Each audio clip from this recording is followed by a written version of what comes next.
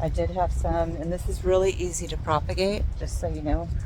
You just take a stem cutting and place it in soil. I mean, it's not going to work every time, but you will get success out of it. That's one that I did that way. And then I saw one the other day, somewhere along here, right here. So here's another one. I just stuck it in the ground. Here is some that I started. The Mexican sage. And so some of them will propagate and some of them won't. And, you know, that's okay. It doesn't hurt you anything to do it. And I have all kinds of different bulbs in here too. You can see I have alyssum sprouts everywhere here. And look at this is a salvia. And I just love that. It's just like a vanilla. It's really pretty.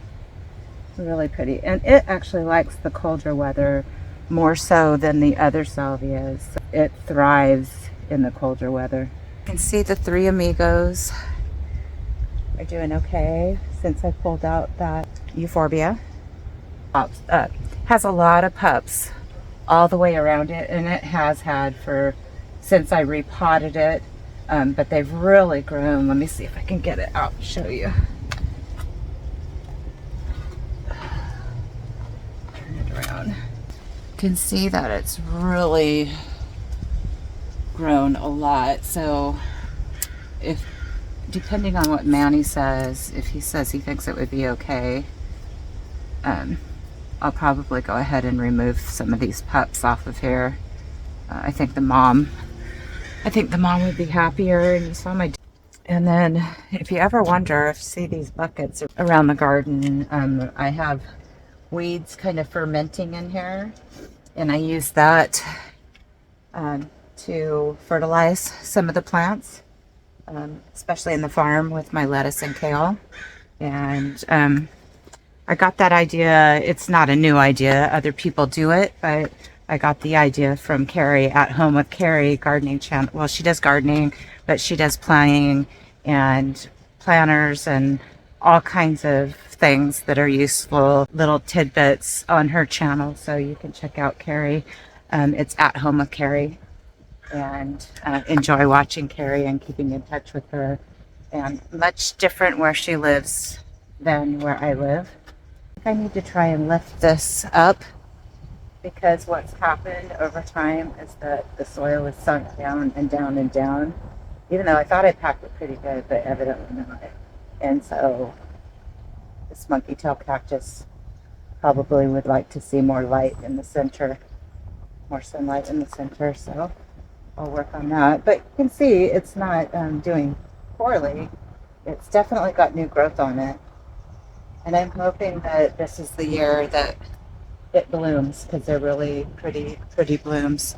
Don't go and check with Manny on everything, but he's a great resource because he does do a lot of his own propagation. And so I just want a second opinion. I think they'd be fine, the aloes, to go ahead and divide the pups off the mothers right now, and I've done it before in cold weather. It seems like I have. If it would be better for them and the plants would do better in the late winter, early spring, because late winter here a lot of times is warm.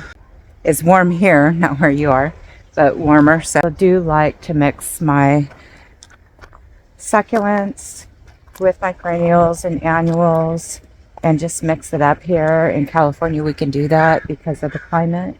We don't get too many freezes, and so this is how I do the gardening here.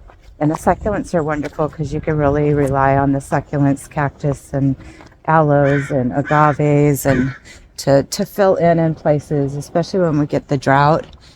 It gets so bare after the annuals, like the cornflowers and other things have, fizzled out. And I'm like, oh, there's nothing there. It just seems so lonely. But with the added succulents I put around in the garden, it really helps to bulk it up.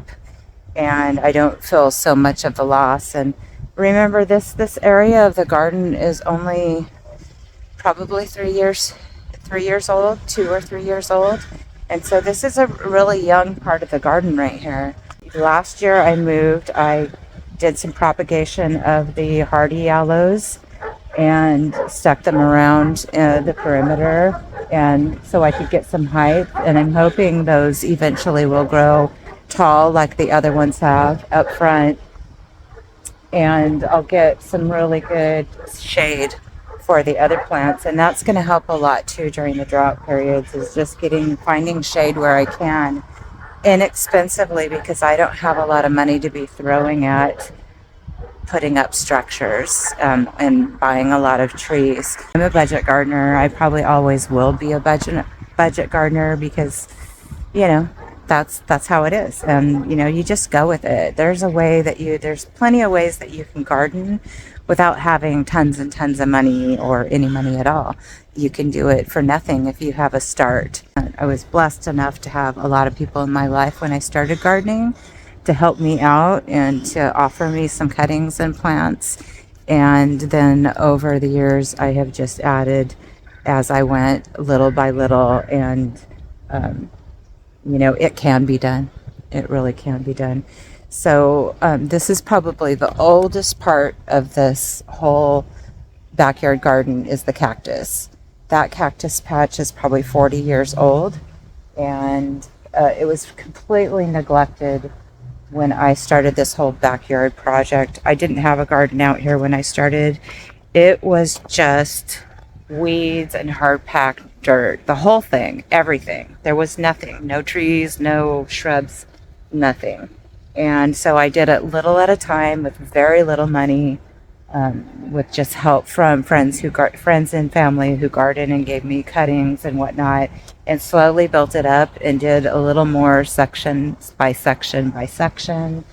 And so the cactus is staying. It will always be there. It's a major point of interest in the garden, and I think it's important to have interest in the garden, not just the plants themselves, of the things that you put in your garden, like my spiral and just different whimsical garden art. It's important to have those things if you're going to spend a lot of time in your garden, which I love to be outdoors. So spending time in my garden is important to me, and I want it to be visually satisfying. So when you're designing your garden, just make sure that you think about those things. There are things that you can do as gradual projects that can really make your garden stand out to you and visually make it eye friendly. And the spiral was one of those things. I didn't do it all in one day or 2 days. I bought the little at a time as I could, paycheck to paycheck. I would buy, bags of rocks, and I can't remember how long it took, but it was definitely not a couple-day project. And so you can do things like this yourself, like the spiral and other things I've done in the garden. Over time. It doesn't have to happen all at once, but if you're like me, you're instant gratification and would like that to happen that way, but it doesn't. Many of you are beginner gardeners. Really be encouraged, because you can get in there and start a garden, and it's going to take time. You can get there and have something that's really pleasing to you, and that's what's so important, is that your garden is a place where you want to be. I think that's the most important thing. And there's a lot of pride in your garden. You do the hard work and you tend to these plants in the landscape, and you want to see some fruition from it. And you will. I promise you will. And you'll see the birds come in. I get hummingbirds and all kinds of different birds come in the garden, and the bees and the butterflies and moths, and sometimes critters I don't want. Speaking of which, hey Larry, hey buddy, what are you doing? He's the one who knocks everything over. I've got all my little whimsical garden art, and if it's laid over on its side, then it's probably Larry. What are you doing, buddy? Huh? What are you doing? He's hanging out by the compost bins. What's up, buddy? Say hello. He said hello. Anyway, that's it from the garden, and perhaps you'll see me and Mom out doing some running around today, and if that's possible, I'll bring that to you in the video too. I know this is really a rough video. I'm not going to do a lot of editing. I say that and then I end up doing some editing, but I really just wanted to just kind of make it raw. It is what it is. This is my garden. This is me. That's the cat. And welcome to the channel. If you haven't subscribed to the channel, please go ahead and hit that subscription button. I appreciate it. But I thank you, regardless, I thank you for stopping by the channel and watching. And it really helps a lot. And I just want to kind of put an appeal out there. I really need people to be watching the videos for a length of time each time, and helping me to build up, I hate to ask, but helping me to build up the time watched hours on my videos, because that's one of the ways that you're able to reach that next level on your YouTube, is to have the watch hours. And I'm so grateful for the support I've gotten, and a lot of new subscribers, and it's really overwhelming. That next step is really overwhelming, because you know it can put a lot of pressure on a content creator doing the YouTube. And you know, most of us have to have a regular job too. And I'm not making money on YouTube. Maybe someday I will. It's only been a little over a year since I started this gardening channel. But yeah, the appeal is if you can watch the videos all the way through, it helps a lot. Maybe set it to play on some playlists on the channel and watch several videos. That's really helpful too. If you could just do that every once in a while as you can. I know people are really busy. But if you can do that, I'd appreciate it. And so that's just my shameless appeal to help the channel to do better and to grow. Because really, I think, you know, unless you have a really huge audience, there's so many gardening channels out there. And I know that. And I know there's a lot that are like so much better than mine. I get that too. Really hard when there's a lot of people doing it to get your stuff pushed out there. If you have a lower subscriber count, not a lot of money to put into it. I mean, look, I do everything from my phone, from the filming to the editing. Everything is done on the phone. And so talk about low budget. I low budget garden and I low budget YouTube. That's just the way it is. But that's my shameless appeal to everybody. If you are a regular subscriber, if you could turn up the notch and watch longer and watch more of the videos to get the channel built up to that next level, I'd appreciate it. Like I said, I know everybody's busy, and I know maybe some of you watch and you don't even garden, and I appreciate that you do. I really do. Yeah, we'll see if me and Mom get what we get up to today.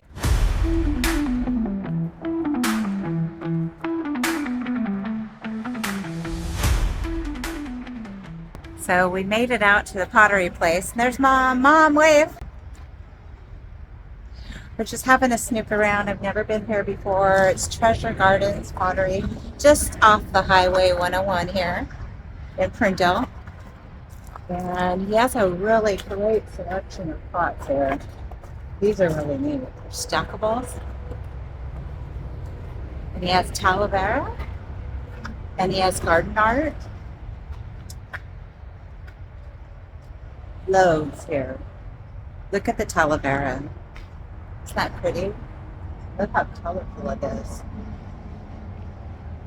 Butterflies. Favorite, Mom. I have I think one or two of these in the smaller pots. Really pretty. I love the colors. Blue is one of my favorite. Look at the boots.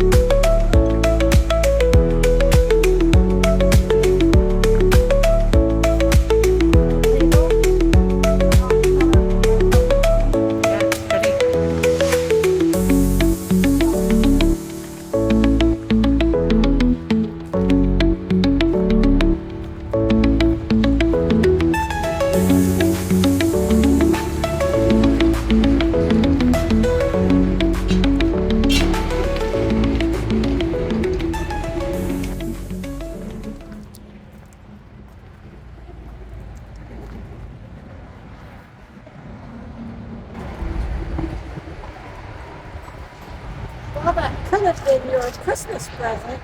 Well, I picked one out for me. This one's going home. I have one or two of the smaller Talavera, same color scheme at home, and I really love it. So, yep, that's what I'm getting today. So, Manny, I've got this second opinion I need from you. I have an aloe brevifolia, and it's loaded with pups. And some things I've read say don't, not a good time in the winter when it's cold to take the pups and try and propagate. I just want a second opinion because I think it would be okay. Well, 100% you're going to be okay, Kelly. My experience, my own experience, I've been working with plants for over 40 years, and aloes in particular, every time I propagate on winter time, they make roots faster than if we propagate on summertime. Okay. So I don't know what has to do with the rain, the humidity, the moist, or whatever it is, but I know aloes in general, they will make faster roots if you propagate on winter time. Okay, I feel better now, so I can go home and tear those puppies off. You're going to be fine. Just don't drown it with water if you know there is going to be so much water. But you 90+% you're going to be fine, Kelly. Great. So we stopped off at the Pottery place that's right off of 101 Treasure Gardens. Yeah.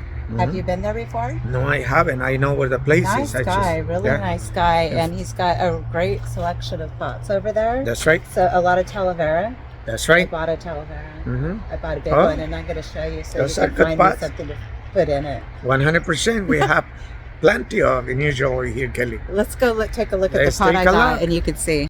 So look at that. Oh, Isn't that that's a a beautiful beauty? pot. Yes. Yeah. That's a beautiful pot. 100%. Yeah, so I Fine. need something special to go in that.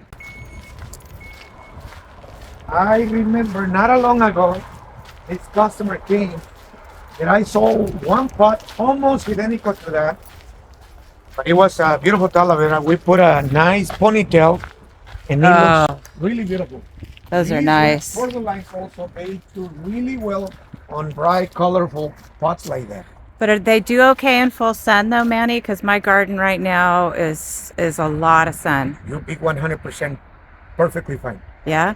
How often do you have to water those cordylines? These borderlines, I'm gonna say, if you give a good drink once a month, they like it. Twice a month. What They about like the it. ponytails? How often do they have to Ponytail once whenever you remember.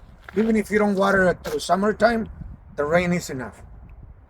How much are the ponytails? Ponytails usually are marked 100. For you right now, we're gonna do $40.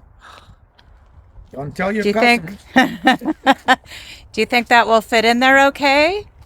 Maybe the big one not too good. The Do you have small one, smaller ones? Yeah. Okay, because that's something I'm seriously thinking about. And if you wait, Friday, I am coming with a huge load of ponytails that is coming from San Diego on Friday. Smaller ones? Smaller pots, but nicer ones than those. Right there. Okay. All right. What else you got? Besides that, any plant in particular is gonna do good, but I am suggesting something that is gonna live many years without any issues. And how long do those ponytail palms last? They can last. They have history of living over 1,000 years in Mexico. Really? So in pots, they can live so many years in pots with no problem. I really think I want to do that. In the ground, obviously, they do a way better and they live many, many, many years. But in pots, they are well known that they survive many years as well. Are you going to take Christmas off? I don't think there is any day off for me, Kelly. I work every day. It's whether or not People the on nursery's holidays, open. they want me to be here because a lot of people come from all over the world, and sometimes I gotta be here to meet all these good people. That Well, if you're here, I'll come visit you because I'm not going anywhere. So definitely we'll come and have a whiskey or something together. Shot of whiskey. Yeah. Look at all the beautiful plants. And I just love these. Oh, aren't those just beautiful? They are real diamonds. That list, that is gorgeous. Is this the one that you repotted That's right. on the video? That's correct. Everybody got a kick out of that. I did. I Yeah. thought that was great. That was a lot of fun that day.